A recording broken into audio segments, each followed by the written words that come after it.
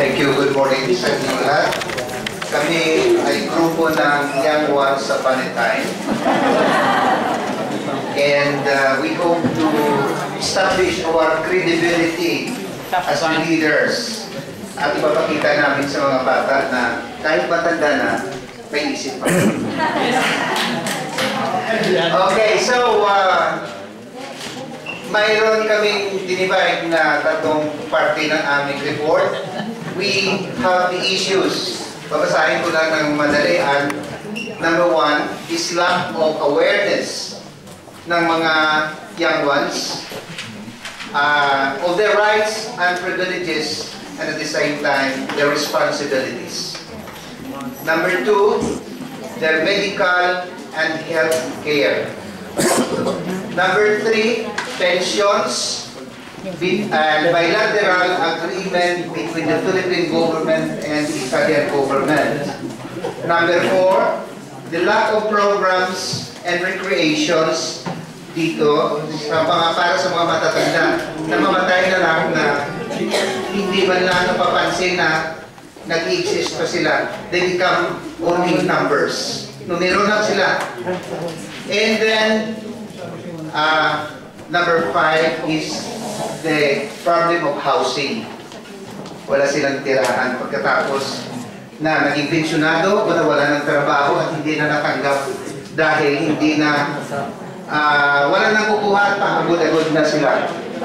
Now, number two, ang solutions na sinabi ng grupo, number one, para masagot yung lack of knowledge and awareness, kailangan natin ang information dissemination, seminars on the part of the leaders, mga organisasyon, mga religious and cultural organizations, and also the Philippine Embassy on the part of the movement.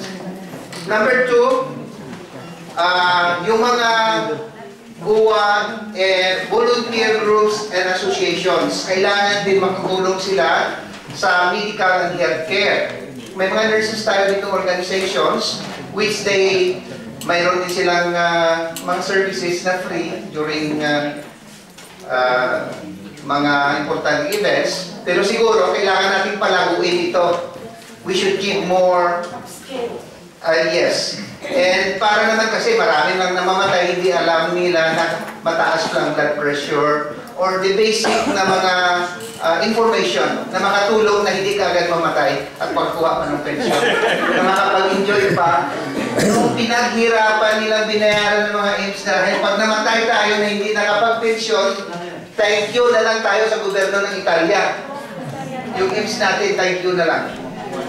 And then, number three, the Philippine government should move to activate yung tinatawag nating bilateral agreement dahil hindi na ito natutukan ng ating gobyerno. Naalala ko nung bago pa nang upo si Presidente Corazon Aquino, muntik na mapirmahan ito yung bilateral agreement between the Philippine government and the Italian government. Hindi ko lang alam kung bakit nagkabululyaso yon. Hindi ko. I am not in a position to say kung ano ang problema. Yung bilateral agreement, naalala mo siya ito yun? Muntik na yung bilateral agreement, muntik na mapirmahan yun. Kung naitakin, dinay na. Mamaya ka na magsagot. Number four, yung programa like the support centers na kung saan ba yung mga matatanda na kagaya ko, kung may mga tanong ako, dapat naman may matatawagan ako, may madaingan ako ng aking problema, I have a shoulder to lean on, somebody who can guide me all along the way sa tamang daan, sa tuwid na daan ni Pinoy. And number five, yung Philippine government and NGOs should coordinate their programs. No? Kasi watak-watak yung programa ng gobyerno. Hiwalay naman, wala pakialam ang gobyerno sa mga NGOs. Kanya-kanyang programa, kaya ang epekto is walang-warranted. No? Walang epekto actually. Kung minsan, nagkakairingan pa. Which is a very napakalaking problema ito because yan ang magiging dahilan ng hindi pag-function ng programa. Now, Another is support centers or dormitories for unemployed OFW. Kasi kami matatanda, pag nawalan kami ng trabaho, wala nang tatanggap kuminsan sa amin o mahirap kami bago makakita ng trabaho ulit. So, ang problema namin, saan kami tutuloy? Dahil dito, pag tumuloy ka, kailangan magbayad ka. Bibili ka ng pagkain mo. Kung talagang walang-wala ka na at matanda ka habang naghahanap ka ng trabaho mo, who will care for you? So, kailangan natin yung support centers like dormitories. Dormitories for, just to, yung sa India, ang kanila, dahil ito ang naging model natin dito sa diaspora na ito, sa India, ang kanilang mga OFWs, tawagin natin, ay nilalagyan nila sa mga importante centers, states na marami ng mga kanilang mga nationals, naglalagay sila ng kanilang mga dormitories for these transient unemployed citizens. Hanggang sa, kung sa ano ba, alalay, hanggang sa makatayo ka ulit. No? That is one point. Now, kung wala ka na talagang posibilidad makahanap ng trabaho, then at least mabigyan ka ng tulong ng ticket mo, mapauwi ka na rin sa inyo. Kasi marami dito mga barbone na, just a minute. To cite an example, Eva, which was once empleyado ng Philippine Embassy sa San Valentino pa, naliliyan sa Termini. Ang katwiran niya kasi, wala na siyang kamag-anak dahil daw naghihintay pa raw siya ng pension niya at pinaglalaban na daw yung hindi binayaran ng Philippine Embassy sa kanyang pribilehiyo. 1 minute more. I'll make it 59 seconds. Number 7 na solution namin is to elevate ang CFO to a departmental level para magkaroon ng fondo. Dahil kung may fondo tayo, ang programs na ito will be financed and we will be assured of the services. Kahit maganda ang ating mga programa, kung walang pera, it's all formalities lamang sa papel. Magandang tingnan, sa gawa ay wala. Zero.